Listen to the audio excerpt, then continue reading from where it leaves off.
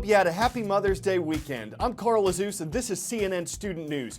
First up this Monday, May 11th, Force Protection Bravo. It's a threat level at U.S. military bases, indicating an increased and predictable threat of terrorism. As you see, it's the third tier out of 5. The reason we're telling you about it is because it was increased to Bravo at U.S. military bases last Friday. This applies to 3,200 military sites, including recruiting stations, National Guard facilities, and ROTC detachments. It means more security at bases, though a military spokesman didn't say exactly what that would be. The military says the level wasn't raised because of a specific threat, but because it's concerned about several recent incidents, including an attempted terrorist attack at an event in Texas we told you about last week. Do you make pot?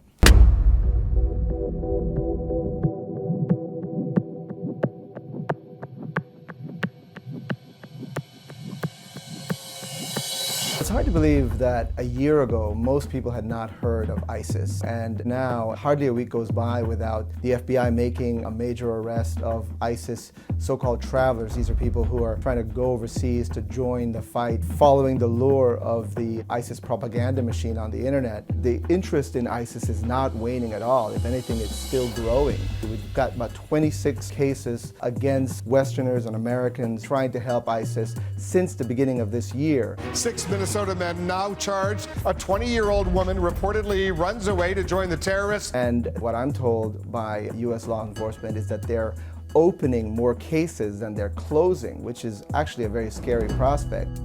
The result of having Westerners and Americans go over to Syria and Iraq to join with ISIS is now you have people in place and they have friends back home that they have influence over, and they can reach back to their homelands to try to get them to come. And that's exactly what we saw in the recent case in Minnesota. And what this case represents is a sea change for U.S. law enforcement for these types of cases, because they had the help of a cooperator, someone who was inside, so they were able to tell a lot more about how ISIS recruitment is organized. And I think what this means is that they're going to be able to use this to try to figure out where else this might exist, because they do believe that this presents the new normal, the future for ISIS recruitment cases.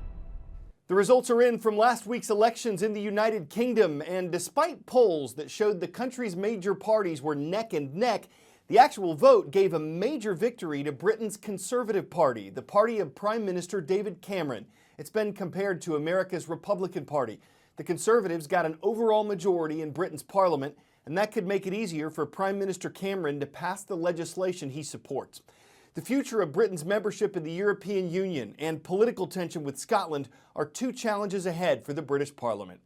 Yesterday afternoon, Super Typhoon Naul roared over the northern Philippines. Its sustained wind speeds were 160 miles per hour, with gusts of almost 200 miles per hour. The northern Philippines isn't densely populated, but the storm did clip a town of 30,000 people, forcing hundreds of evacuations and threatening landslides and flooding in the mountainous area. The 20 inches of rain Naul was expected to bring could actually help some farmers in the region. The charity World Vision says they've been in a dry spell. Meanwhile, the year's first tropical storm in the Atlantic made landfall yesterday and hit South Carolina Sunday morning. It started moving north afterward.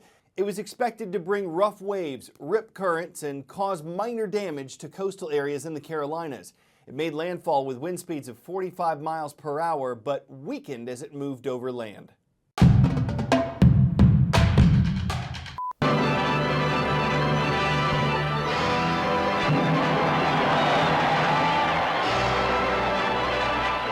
Throughout the world, throngs of people hail the end of the war in Europe. It is 5 years and more since Hitler marched into Poland. Years full of suffering and death and sacrifice. Now the war against Germany is won. President Truman announced the official surrender. This is a solemn but glorious hour. General Eisenhower informs me that the forces of Germany have surrendered to the United Nations.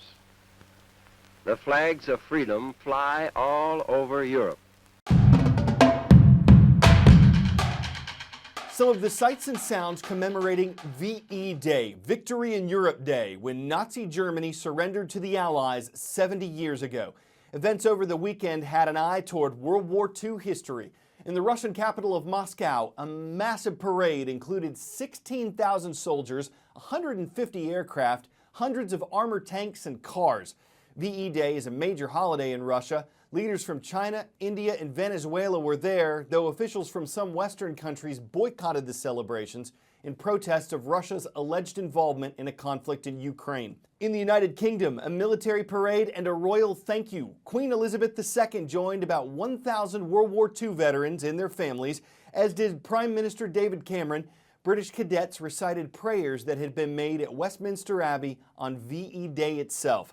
These were just a couple of the events that took place worldwide in remembrance of the day when the war in Europe ended.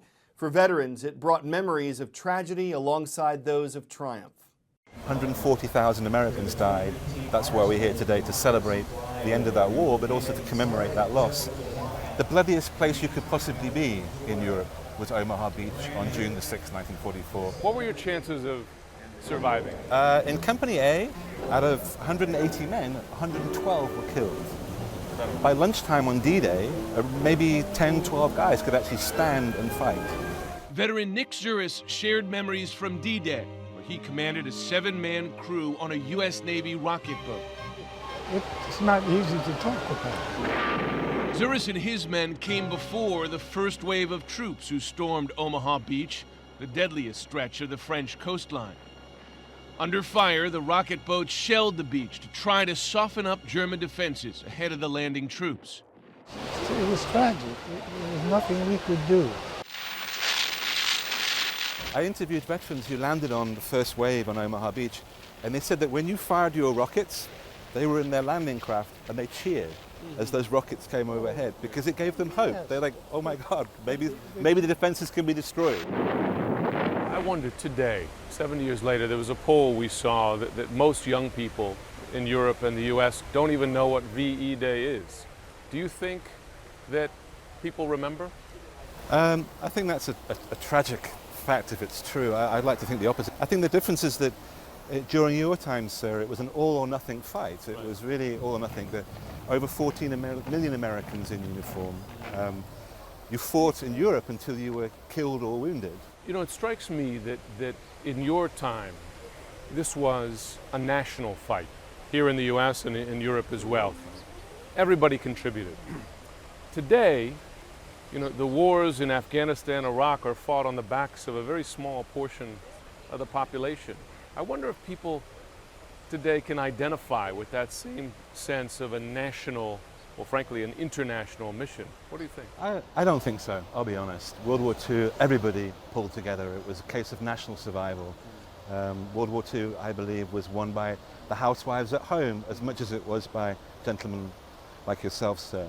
Everybody gave everything they possibly could to what was a fight for national existence.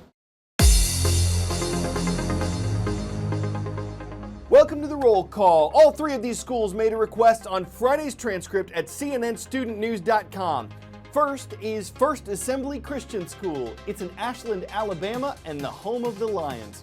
Next, we're traveling to South Dakota to say hello to the Tanagers. Vermilion Middle School is in Vermilion. And wrapping things up in the Hawkeye State, it's great to be part of your day at Youth Shelter Care of North Central Iowa. It's in Fort Dodge, Iowa.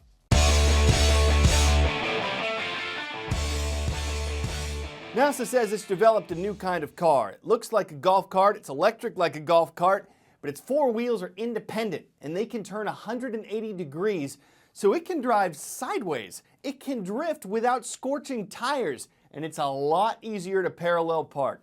NASA says it built this to advance driving technology in space and on Earth. No information on what it costs to build this, but it's probably not affordable for Earthlings yet. It's called a modular robotic vehicle, but maybe they'll just simplify that to NASAN.